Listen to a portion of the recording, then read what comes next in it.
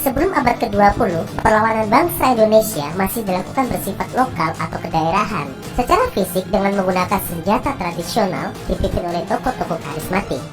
Namun, perlawanan seperti itu selalu gagal dan dapat diberantas oleh penjajah.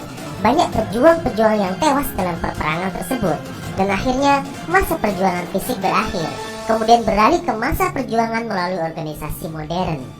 Itu bertujuan untuk memperbaiki hajat hidup bangsa Indonesia ke arah yang lebih baik. Dan pada akhir abad ke-20, para pejuang Indonesia mencoba membuat strategi baru dalam perlawanannya melawan penjajah, melawan kolonial untuk meraih kemerdekaan. Strategi yang dipakai pada zaman tersebut tidak memakai senjata dan berperang, tetapi dengan mendirikan organisasi-organisasi yang modern untuk perlawanan. Sehingga pada zaman tersebut dikenal dengan masa pergerakan nasional. Muncullah organisasi-organisasi yang bersifat modern, lebih terarah, dan lebih terorganisir. Dan berikut adalah organisasi-organisasi yang muncul pada masa pergerakan nasional. Budi Utomo. Organisasi ini berawal dari gerakan Dr. Wahidi Sudirohusodo yang berkeliling Jawa untuk mensosialisasikan pentingnya pendidikan. Selain mensosialisasikan pendidikan, terdapat pula dana pendidikan untuk mereka yang kurang mampu. Dana pendidikan tersebut disebut dengan study fund. Kemudian pada tahun 1907, terjadi pertemuan antara Dr. Wahidi Sudirohusodo dengan Sutomo, seorang mahasiswa Stovia. Sutomo tertarik dengan gagasan Dr. Wahidi Sudirohusodo, lalu mendirikan organisasi Budi Utomo pada tanggal 20 Mei 1908. Organisasi ini merupakan organisasi pertama yang didirikan oleh bangsa Indonesia dan beranggotakan mahasiswa Stovia. Berdirinya organisasi ini merupakan tonggak awal kebangkitan nasional, sehingga hari lahirnya Budi Utomo ditetapkan sebagai Hari Kebangkitan Nasional. Sarekat Islam. Organisasi ini berawal dari organisasi Sarekat Dagang Islam yang didirikan oleh Haji Salman Hudi di Solo tahun 1911. Organisasi ini awalnya dibentuk untuk melindungi pengusaha lokal agar dapat bersaing dengan pengusaha non-lokal yang memonopoli perdagangan batik. Sarekat Dagang Islam kemudian diubah menjadi Sarekat Islam pada tahun 1912 yang diketuai oleh Hos Cokro Aminoto. Setelah menjadi Sarekat Islam, keanggotaan Sarekat Islam menjadi semakin besar karena semua orang diperbolehkan ikut dalam organisasi ini jika beragama Islam. Akan tetapi, pada tahun 1921, Sarekat Islam terpecah menjadi dua kubu, yaitu Sarekat Islam Putih dan Sarekat Islam Merah. Perpecahan tersebut terjadi karena adanya penyusupan paham sosialis komunis. Adapun yang disebut dengan Sarekat Islam Putih adalah SI yang berpusat di Yogyakarta. Tokoh tergabung dalam organisasi ini adalah Haji Agus Salim dan Agus Muiz. Sementara untuk Sarekat Islam Merah berpusat di Semarang dan berhaluan komunis. Tokoh yang tergabung dalam organisasi ini adalah Semaun, Alimin, dan Darsono. Indisci Partij. Indisci Partij didirikan di Bandung pada tanggal 25 Desember 1912. Pendiri organisasi ini antara lain Dr. Dawes Dekker atau Danu Dirja Setiabudi, RM Suwardi Suryadiningrat atau kita kenal dengan Ki Hajar Dewantoro, dan Dr. Cipto Mangunkusumo. Mereka kemudian dikenal sebagai Tiga Serangkai.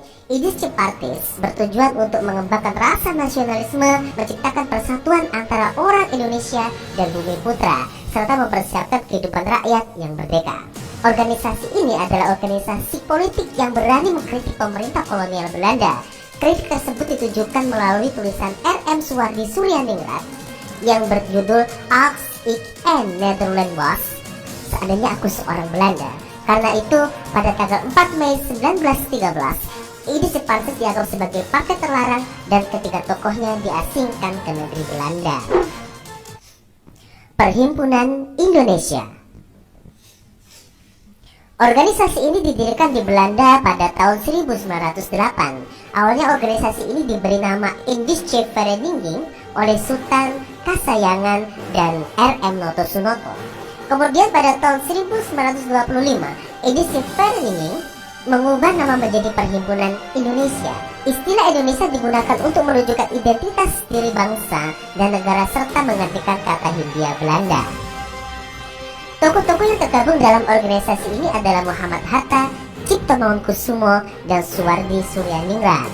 Organisasi ini memiliki asas perjuangan dengan kekuatan sendiri dan tidak meminta kepada pemerintah kolonial Belanda. Perhimpunan Indonesia memiliki majalah yang disebut dengan Hindia Putra dan kemudian diubah menjadi Indonesia Merdeka. Indische Social Democratische Vereniging (ISDV). ISDV didirikan pada 9 Mei 1914 oleh Snedweg, anggota panitia buruh sosial demokrasi Belanda, dan rekan-rekannya di Surabaya. Organisasi ini menganut paham Marxisme yang kemudian berganti nama menjadi Partai Komunis Hindia pada 23 Mei 1920. Tidak lama kemudian kembali diubah menjadi Partai Komunis Indonesia atau PKI pada Desember 1920. PKI diketuai oleh Semaun dengan Darsono sebagai wakil ketua dan Bergsma sebagai sekretaris partai. Tokoh yang tergabung dalam organisasi ini adalah Alimin Prawirodirjo dan Muso. Pada tanggal 13 November 1926, PKI melancarkan pemberontakan di Jawa dan Sumatera yang kemudian ditumpas oleh pemerintah kolonial Belanda. Akibat aksi ini, PKI dianggap sebagai partai terlarang serta tokoh-tokohnya ditangkap dan diasingkan ke Tanah Merah dan Bovendigul. Partai Nasional Indonesia.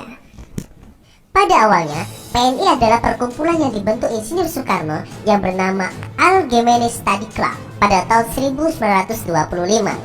Karena adanya perkumpulan ini, berdirilah partai politik baru bernama Partai Nasional Indonesia atau PNI. Pada tanggal 4 Juli 1927, tokoh-tokoh yang tergabung adalah Insinyur Soekarno, Dr. Cipto Mangunkusumo, Insinyur Anwari, Mr. Sartono, Mr. Iskak Cokro Hadi Suryo, Mr. Sunaryo, Mr. Budiarto, dan Dr. Samsi. PNI bergerak dalam bidang politik, ekonomi, dan sosial.